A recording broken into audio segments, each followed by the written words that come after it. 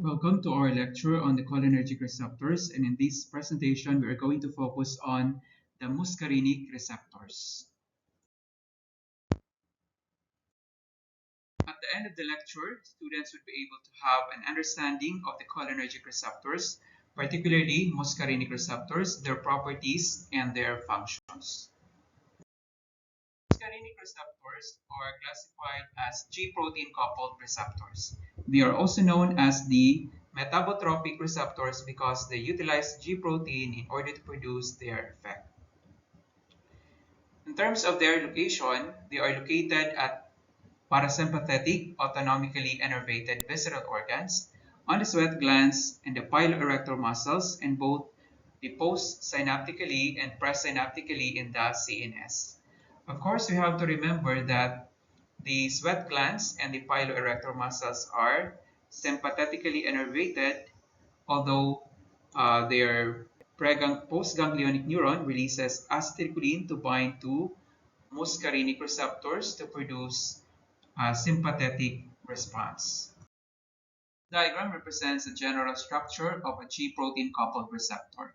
So it is also known as a 7-transmembrane receptor because it spans the cell membrane 7 times. So the muscarinic receptor is under the G-protein coupled receptor. This is another diagram showing the structure of a GPCR. So muscarinic receptor is a GPCR. It is located in the cell membrane. It utilizes the G protein in the cell membrane to produce its signal and to communicate with the nucleus of the cell to produce its response. There are 5 types of muscarinic cholinergic receptors that is designated from M1, M2, M3, M4, and M5. So they are encoded by separate genes. These are the mechanism of signaling of the different receptors, and these are the tissue distribution of these receptors. The muscarinic receptors can be classified according to their function and according to whether they excite or inhibit a particular organ. So the M1, M3, and M5 are excitatory, and they utilize the GQ protein to produce the second messengers IP3 and DAG, or the diacylglycerol, to produce its excitatory response.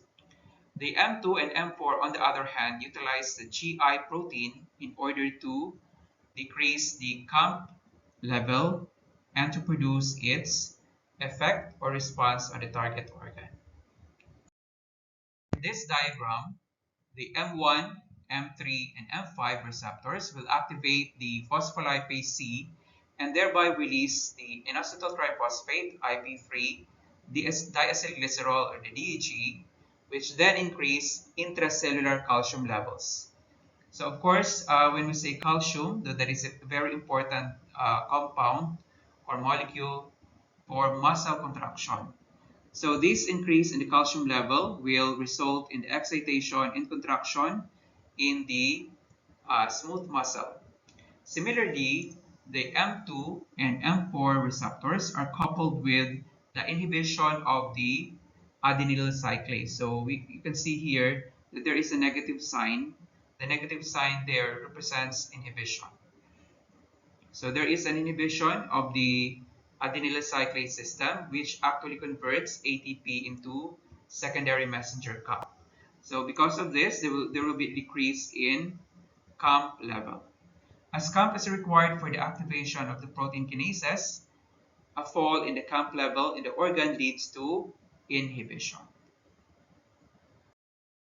To remember these points easily, odd number of the muscarinic receptors are coupled with IP3 and DAG, and even number of the receptors are or decreases CAMP.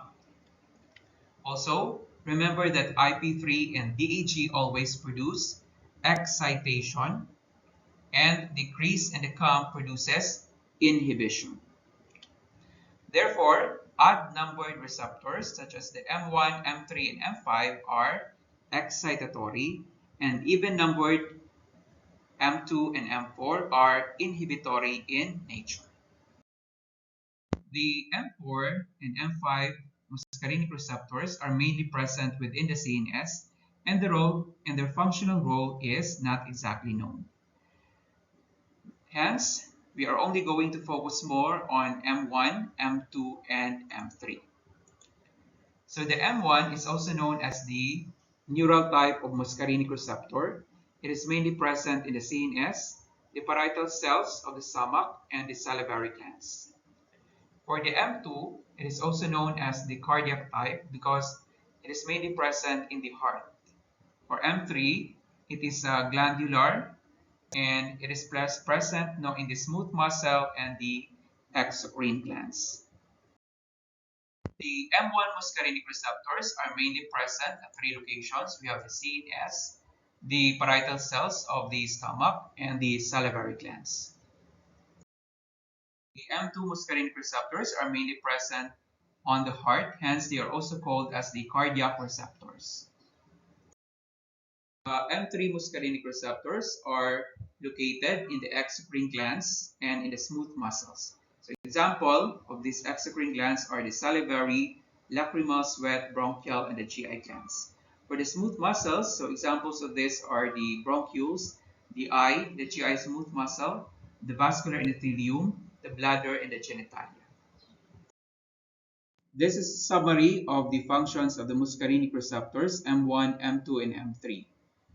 For the activation of the M1 receptors, so as the main location of the M1 receptors is the CNS, they mainly produce CNS stimulation, CNS excitation, increase in the memory, and increase in the locomotor activity.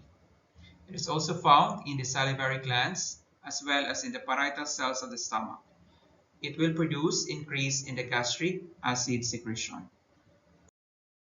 The receptors are mainly present on the heart and produce cardiac inhibition. So this will promote the decrease in the rate of the contraction, decrease in the force of contraction, and decrease in the AV conduction.